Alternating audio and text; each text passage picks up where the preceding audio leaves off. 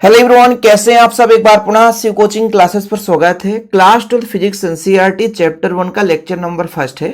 इस चैप्टर का नाम है वैद्युत आवेश तथा क्षेत्र।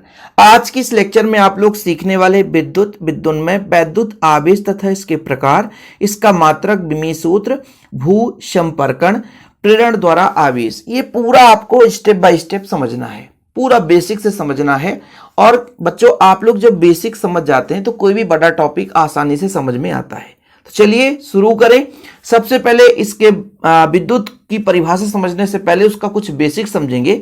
जैसे पुराने समय की बात है कि जब सूखे बाल में, जैसे कंघी है आपका, ठीक है, जब सूखे बाल में उन्होंने रगड़ा और देखा कि भाई साहब इसको जमीन में रख दिया तो छोटे छोटे क्या है, कण इसमें चिपक गए। अब देखिए, पहले सबसे मतलब पुराने समय की मूल अवधारणा है कि जैसे सूखे बाल में कंघी किए और कंघी को मान लो ऐसे जमीन पे रख दिए तो देखे भैया यहां पे तो डस्ट चिपक गया, छोटे छोटे कण चिपक गए। और ये जो कण है जो चिपक रहा है वो कुछ ना कुछ तो उसमें कारण होगा, सही है कि नहीं। आप अभी भी प्रत्यक्ष प्रमाण है कि सूखे बाल में आप कंघी रगड़ दो, है ना, या सूखे बाल में कंघी करो, फिर उस कंघी को जमीन पे ले जाकर थोड़ा सा पास में ले जाओ तो ऑलरेडी उसमें छोटे छोटे डस्ट या कण या छोटे छोटे टुकड़े क्या है, कंघी के चारों ओर क्या हो जाते हैं, एकत्रित हो जाते हैं, चिपक जाते हैं। ऐसा क्यों? क्योंकि उस पर कोई ना कोई एक ऐसा गुण उत्पन्न हो गया होगा, मतलब इस कंघी पे कोई ना कोई एक ऐसा गुण उत्पन्न हो गया होगा जिससे ये किसी छोटे कण को अपनी ओर आकर्षित करता है। तो यही 6वीं शताब्दी की बात थी। यूनानी वैज्ञानिक जो थेल्स थे, जो यूनानी विज्ञान के संस्थापक भी कहलाते हैं, 6वीं शताब्दी की बात है। तब 6वीं शताब्दी, ठीक है, कौन भाई? शताब्दी, यूनान के थे थेल्स, यूनान के थे क्या? थेल्स साहब। इन्होंने बताया भाई, इन्होंने बताया कि मान लीजिए एक एम्बर है और एम्बर के पदार्थ में ऊन के कपड़े को रगड़ दें, ठीक है, समझिए, एम्बर का एक क्षण है, उन्होंने क्या ले लिया, एक एम्बर ले लिया और एम्बर का एक क्षण ले लिया और बोला कि इस एम्बर के क्षण में एक ऊनी कपड़ा रगड़ते हैं और फिर हम देखते हैं कि जब एम्बर के क्षण को किसी एक छोटे छोटे कागज के टुकड़े के पास ले जाते हैं, हल्के हल्के धूल के कणों के पास ले जाते हैं तो अपनी ओर ये आकर्षित करता है। ये कब की बात है? 6वीं शताब्दी की बात है। यूनान के थेल्स साहब थे।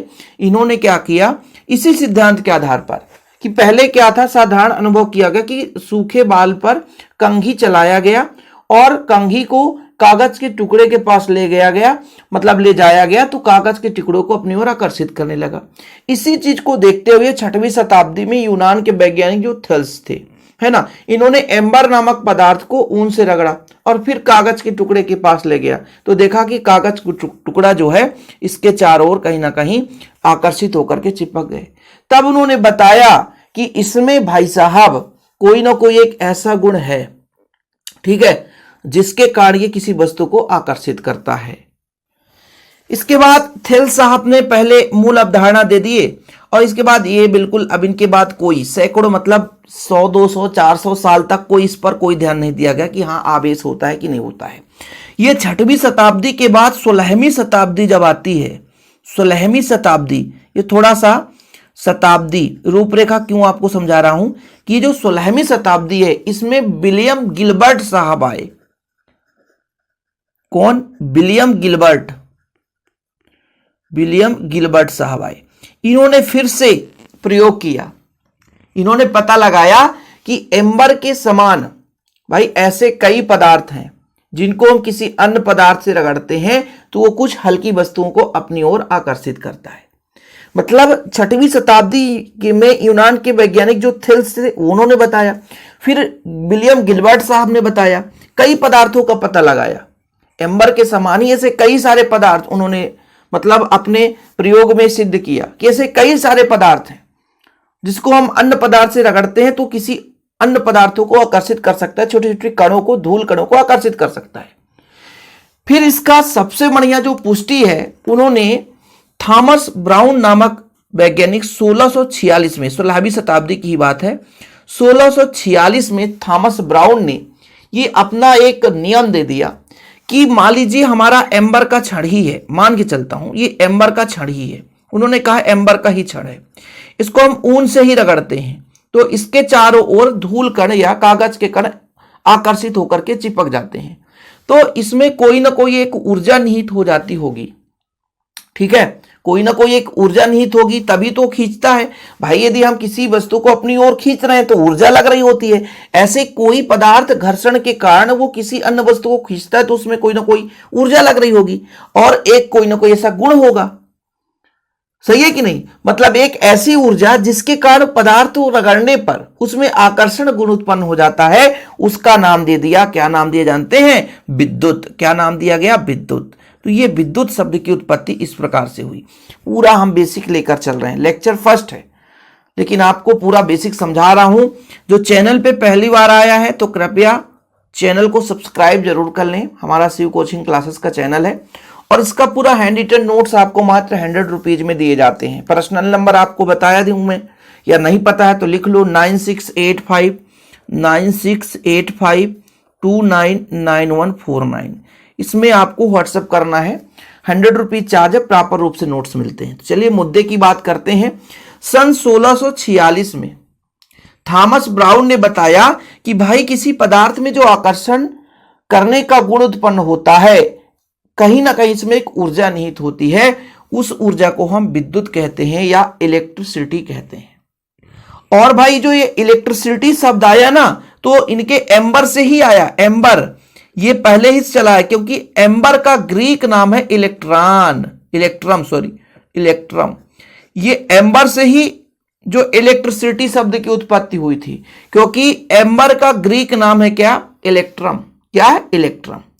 तो यहां से विद्युत की परिभाषा निकल कर आती है कि एक प्रकार की ऊर्जा जिसके कारण किसी पदार्थ पर, जैसे ये पदार्थ है, इसमें हल्की वस्तु को अपनी ओर आकर्षित करने का गुण उत्पन्न हो जाता है, इसे हम विद्युत कहते हैं। और जिस पदार्थ में, यह भी तो समझना है ना कि भाई ये गुण तो किसी पदार्थ में उत्पन्न हो रहा है, तो उस पदार्थ को हम क्या बोलेंगे, उस पदार्थ को हम विद्युन्मय बोलेंगे। क्या बोलेंगे, विद्युन्मय। मतलब जिस पदार्थ में आकर्षण करने का गुण उत्पन्न हो रहा है उस पदार्थ को हम विद्युन्मय कहते हैं। तो दो चीजें आपको क्लियर हो गया कि उस ऊर्जा को जिसके कारण किसी पदार्थ में हल्की वस्तु को आकर्षित करने का गुण उत्पन्न हो जाता है उसे हम विद्युत कहते हैं, और जिस पदार्थ में हल्की वस्तु को आकर्षित करने का गुण उत्पन्न होता है उसे विद्युन्मय कहा जाता है। दो चीज क्लियर बच्चों। अब इसके बाद आगे बात बढ़ी कि हां एक प्रकार से ऊर्जा है जिसके कारण वो अपनी ओर आकर्षित करता है, दूसरा वो पदार्थ जो आकर्षित करता है जिसमें आकर्षण करने का गुण हुआ वो विद्युन्मय हो गया। लेकिन ये किस कारण से हो रहा है, इस बात की पुष्टि होना शुरू हुआ कि भाई ऊर्जा तो निहित हुई पर ऊर्जा किस कारण से हुआ। तो जैसे मान के चलता हूं, यहां पर थोड़ा आप समझिएगा, जैसे कांच का छड़ ले लिया हमने, चाहे एबोनाइट का ले लिया, एम्बर का ले लिया, ठीक है, ऊनी कपड़े से रगड़ा। जैसे मान लीजिए हमने कहा एम्बर है बच्चों, धीरे धीरे करके चलेंगे। ये हमारा एम्बर का छड़ है, हमने मान के चला ये एम्बर का छड़ है, और इस एम्बर के छड़ को हमने किससे रगड़ा, ऊनी कपड़ा से। किससे बच्चों, ऊनी कपड़ा से हमने रगड़ दिया। अब जब ऊनी कपड़ा से रगड़ा तो इसमें एक ऊर्जा निहित हुई। तब इन्होंने सोचा कुछ ना कुछ तो इसमें स्थानांतरण हुआ रहा होगा। तब बाद में पता चला कि इसमें इलेक्ट्रॉन का स्थानांतरण हो जाता है। यदि मान लीजिए ऊनी कपड़ा है और एम्बर है, ये क्या है, एम्बर है, तो इस पे ऋण चार्ज आ जाता है। तो ऋण चार्ज का मतलब ये है, और यहां पर धन चार्ज आ गया। इसका मतलब ये है कि इलेक्ट्रॉन का स्थानांतरण ऊनी कपड़े से एम्बर पर आ गया है।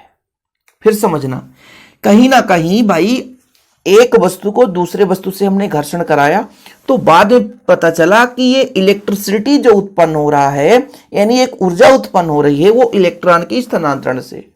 तो यदि ऊनी कपड़ा पे धन चार्ज आ रहा है मतलब इसका इलेक्ट्रॉन जाकर के एम्बर में चला गया। अब जब एम्बर में ऋण हो गया तो कोई भी धनावेशित कण उसके पास आएगा तो अपनी ओर खींचेगा। समझ में आया।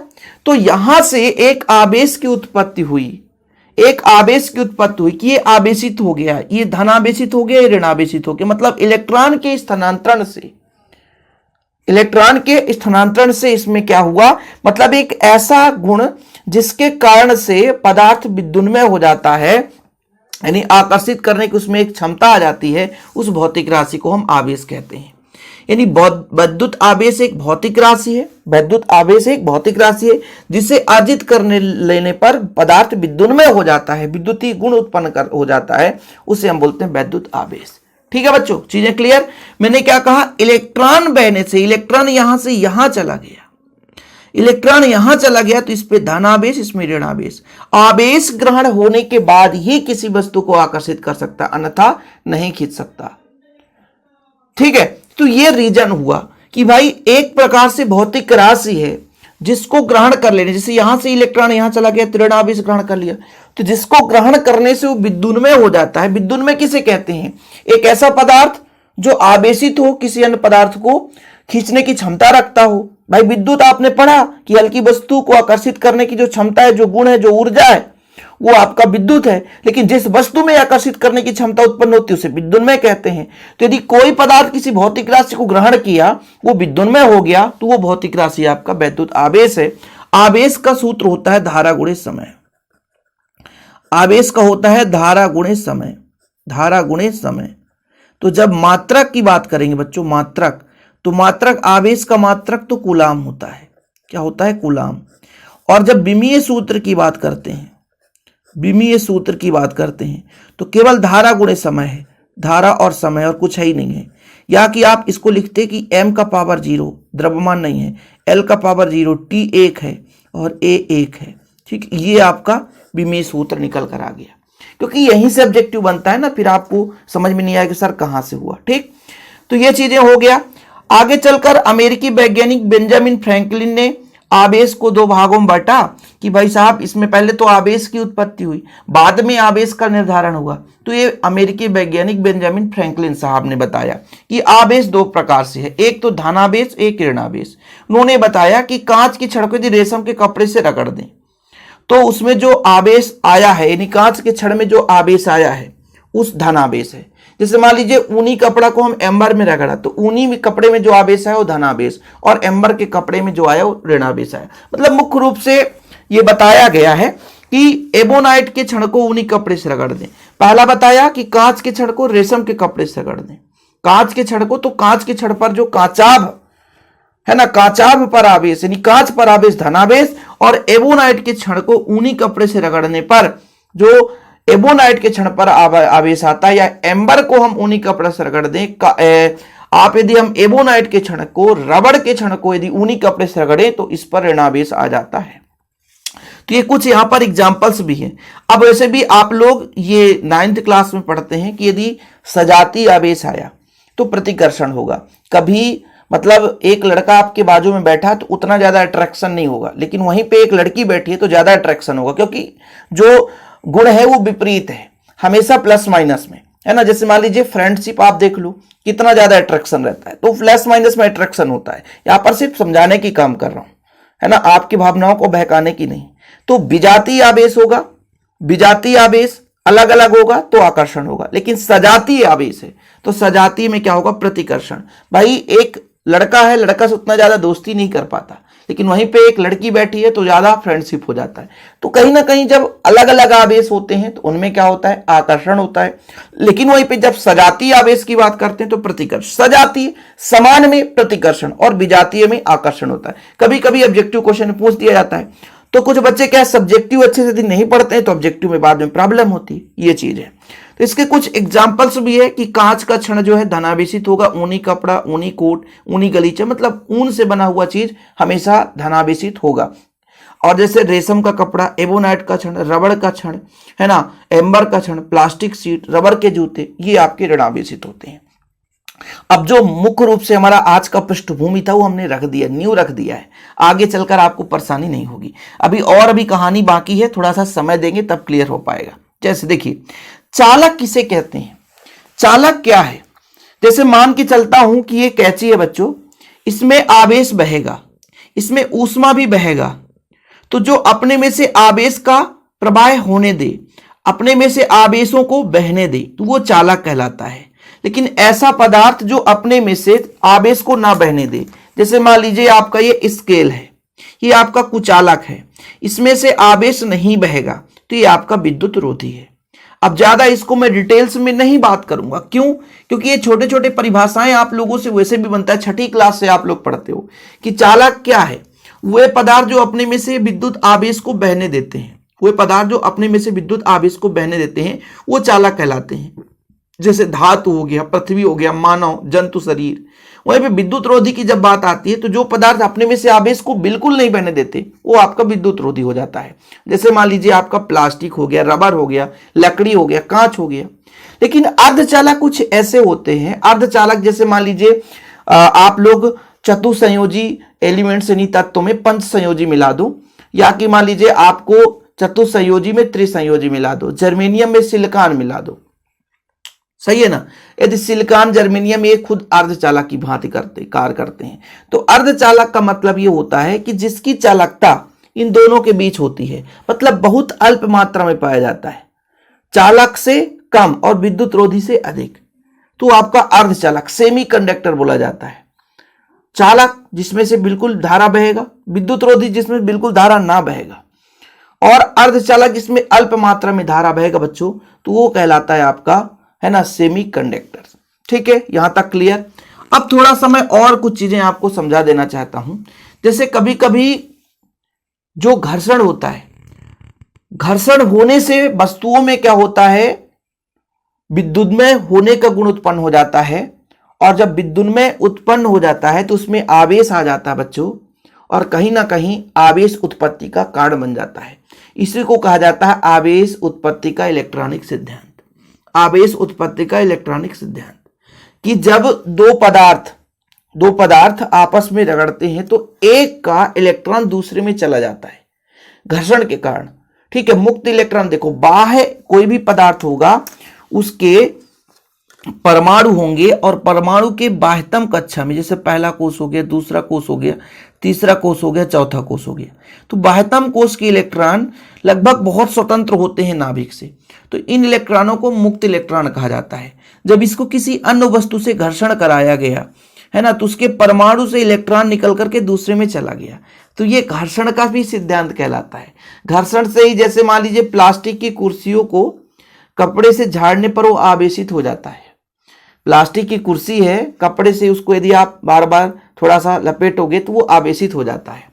ऐसे ही मान लीजिए संश्लेषित वस्त्रों या स्वेटर को शरीर से जब उतारते हैं तो चट चट की आवाज सुनाई देती है। कभी आपने देखा होगा, ठंडी के दिनों में ये आप अनुभव कर पाओगे कि ये जो घर्षण वाला सिद्धांत है, समझा रहा हूं थोड़ा सा।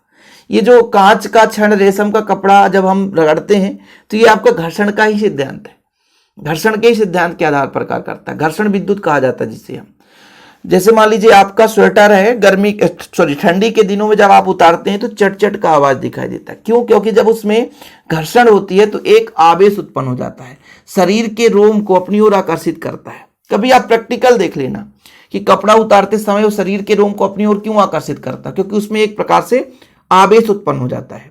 कभी कभी कार के दरवाजे को खोलने पर हल्का सा झटका अनुभव होता है। क्यों? क्योंकि वो जब कार चल रहा होता तो आवेशित रहता है, इसलिए उसका आवेश आपके शरीर में आएगा तो अनुभव तो होगा ही। ऐसे ही वायुयान जब भूमि में उतरता है, लैंडिंग करता है, तो उसके रबर जो है, टायर जो है, मतलब थोड़ा सा सुचालक बनाए जाते हैं। क्यों? क्योंकि जैसे मान लीजिए लैंडिंग करेगा तो उसमें आवेश उत्पन्न होगा, चिंगारी उत्पन्न हो जाएगी। यदि वो मान लीजिए आपका चालक नहीं होगा तो उसका आवेश पृथ्वी पर नहीं जाएगा, जिसके कारण से चिंगारी उत्पन्न, आग लग जाएगी। इसलिए सुचालक बनाया जाता है। क्वेश्चन भी बनता है कि वायुयान के टायर सुचालक बनाए जाते हैं। क्यों? क्योंकि जैसे वो रनवे पर उतरता है तो घर्षण होती है, घर्षण से आवेश उत्पन्न होता है। यदि वो सुचालक नहीं रहेगा तो आवेश पृथ्वी पर नहीं जाएगा, जिससे चिंगारी उत्पन्न होगी, आग लग जाएगा। इसलिए सुचालक बनाया जाता है कि ताकि जो भी आवेश उत्पन्न हो घर्षण से वो पृथ्वी पर चला जाए। ऐसे बहुत सारे एग्जाम्पल्स हैं, तो वो चीजें आप समझ सकते हो। अब थोड़ा सा हम बात कर लेते हैं भू संपर्कण की, क्योंकि हमने आपको स्टार्टिंग में ही बताया था भाई कि ये पॉइंट हमको तैयार करना है। भू संपर्कण की, भू संपर्कण का मतलब ये है कि मान लीजिए जैसे आपने समझा कि वायुयान को हम लैंडिंग कराते हैं तो उसके रबर, मतलब जो उसका टायर है, उसके टायर में एक आवेश उत्पन्न होगा, और उस आवेश का यदि हम मान लीजिए सुचालक रूप से रबर नहीं बनाए हैं तो चिंगारी उत्पन्न होगी, लेकिन वो सुचालक है तो आवेश कहाँ चला जाए, पृथ्वी पर चला जाएगा। इसका मतलब ये है कि उसका जैसे ही जमीन से संपर्क किया गया तो आवेश उत्पन्न तो हुआ लेकिन पृथ्वी पर चला गया, क्योंकि पृथ्वी से जुड़ा है। ऐसे कभी कभी एक क्वेश्चन बनता है कि मान लीजिए ज्वलनशील पदार्थ ले जाते हैं तो इसमें एक जंजीर लटका दिया जाता है जो पृथ्वी से टच करते हुए जाता है। ऐसा क्यों जानते हो? मान लीजिए आपका एक ज्वलनशील पदार्थ लेकर एक टैंक जा रहा है, सिर्फ आपको समझा रहा हूं। ये टैंक है, ठीक है, इधर इंजन लगा हुआ है, यहाँ पे पहिया है, ठीक है, ये आगे जा रहा है। यहां से जंजीर, यहां पर जमीन से टच करते हुए जंजीर लगा दिया जाता है। जब ये आगे जाता है तो इसमें घर्षण उत्पन्न होती है, और घर्षण उत्पन्न होती है यदि आवेश पृथ्वीकृत नहीं होगा तो फिर आग लगने का डर होगा, खतरा होगा। तो इसलिए इसको भू संपर्कण कर दिया जाता है। यदि मान लीजिए कोई आवेशित पदार्थ है, उसको चालक के माध्यम से पृथ्वी से जोड़ दिया जाए तो उसका आवेश पृथ्वी पर चला जाता है। यही प्रक्रिया आपका भू संपर्कण कहलाता है। क्या कहलाता बच्चों? भू संपर्कण। देख लीजिए, यदि किसी आवेशित पदार्थ को पृथ्वी से किसी चालक से जोड़ दिया जाए तो पदार्थ का आवेश चालक से होते हुए पृथ्वी में चला जाता है। इसी प्रक्रिया को हम भू संपर्कण कहते हैं। क्या बोलते हैं बच्चों? भू संपर्कण कहते हैं। इसके बाद आपका एक लास्ट पॉइंट बच रहा है, वो है प्रेरण द्वारा आवेश। बाकी आप लोग नोट्स तो बना रहे होंगे ना, कोई दिक्कत है नहीं। नोट्स जैसे मैं करा रहा हूं बच्चों, आप लोगों का तैयार भी होता चल रहा होगा, ठीक है। स्क्रीनशॉट ले लिया करो, बाकी नंबर दे ही दिया हूं, नोट्स आप ले ही सकते हो, ठीक है। प्रेरण द्वारा आवेशन की प्रक्रिया हम आपको समझा रहे हैं, ये आप लोग स्क्रीनशॉट ले सकते हैं प्रेरण द्वारा आवेशन का, क्योंकि हम आपको बहुत बारीकी से यहाँ पे समझाने वाले हैं। चीजें क्लियर हो जाएगी, स्पष्टीकरण आपको नहीं देना पड़ेगा, थोड़ा सा समय लगेगा। प्रेरण द्वारा आवेशन है क्या? चलो इसको हम एक डायग्राम के माध्यम से समझते हैं। बच्चों थोड़ा सा धैर्य रखिएगा। जिससे मैं कहता हूं कि एक मेरे पास पदार्थ है, ये पदार्थ है और इसमें कोई आवेश नहीं है। कोई पदार्थ है जिसमें आवेश नहीं है, इसका मतलब प्लस और माइनस दोनों समान है, पहली बात, ठीक है। फिर से समझो, यदि कोई पदार्थ है इसमें किसी प्रकार से आवेश नहीं है तो इसका मतलब ये है कि इसमें प्लस माइनस दोनों है। इसके पास हम एक ऐसा पदार्थ ला रहे हैं जिसमें धनावेश है। क्या है? धनावेश। अब ये धनावेश वाला क्या करेगा? सोचो, हमने आपको बताया था कि जो विपरीत आवेश होते हैं वो आकर्षित करते हैं, मतलब जो धन है वो ऋण को आकर्षित करेगा, और यदि ऋण की बात करें वो धन को आकर्षित करेगा। ये धन जो आया तो इसमें दोनों है, तो ऋण वाले को बोलेगा कि भाई साहब, ऋण वाले को क्या बोलेगा कि भाई साहब हमारे पास आ जाओ। तो इसका जो भी ऋण चार्ज होगा उसके एक सिरे पर हो जाएगा, मतलब ऋण चार्ज यहां पर आ जाएगा, और जो धन चार्ज है इसके प्रतिकर्षण के कारण दूसरे सिरे पर आ जाता है। समझ में आया? पहले हमने एक क्षण लिया जिस पर कोई आवेश नहीं है, इसका मतलब ये उदासीन है। इसमें धन और ऋण दोनों बराबर हैं उतने ही मात्रा में, मतलब इलेक्ट्रॉन अभी स्थानांतरित नहीं हुआ तो नाभिक पे धन आवेश, इलेक्ट्रॉन पर ऋण आवेश, दोनों के बराबर है, धन और ऋण आवेश बराबर है। अब होता क्या है कि जैसे इसको हमने धनावेशित क्षण पास में लाया इसके, तो धनावेश क्या करेगा? ऋण को अपनी ओर खींचेगा। तो ऋण को अपनी ओर खींचेगा तो यहां पर एक सिरे पर ऋणावेश और दूसरे सिरे पर धनावेश हो जाता है। यही प्रक्रिया है प्रेरण या स्थिर विद्युत प्रेरण की क्रिया, या प्रेरण द्वारा आवेश। मतलब किसी अनावेशित क्षण को आवेशित क्षण के पास ले जाया जाए तो आवेशित क्षण के समीप विपरीत आवेश उत्पन्न हो जाना, विजातीय आवेश उत्पन्न हो जाता, और दूरवर्ती क्षेत्र पर सजातीय आवेश उत्पन्न हो जाने की क्रिया ही आवेश का प्रेरण या प्रेरण द्वारा आवेशन कहलाता है। कुछ समझ में आया कि भाई एक हमारे पास गोला है, ठीक है, इस पे भी कोई आवेश नहीं है, लेकिन जैसे ही एक गोला लाया, यहां पर ऋण था, तो इसके पास वाले क्षेत्र पर धन और दूर वाले क्षेत्र पर ऋण आवेश उत्पन्न हो जाएगा। यही प्रेरण द्वारा आवेश है कि ऋणावेशित को हमने इसके पास लाया तो ये किसको आकर्षित करेगा? ये धन को आकर्षित करेगा। तो धन को जब आकर्षित किया तो भाई साहब ऋण को प्रतिकर्षित करेगा, क्योंकि समान आवेशों में प्रतिकर्षण होगा।